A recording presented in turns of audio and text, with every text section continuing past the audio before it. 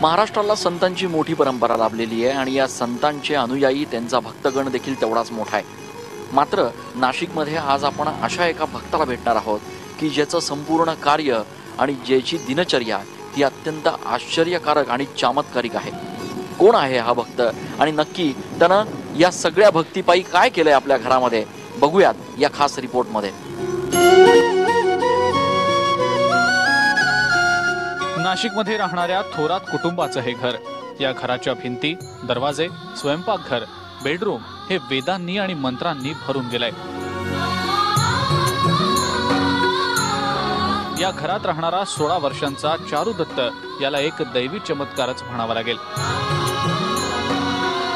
वयाच्या 10व्या वर्षांपासून तो फक्त लिहितो आणि लिहितोच आहे।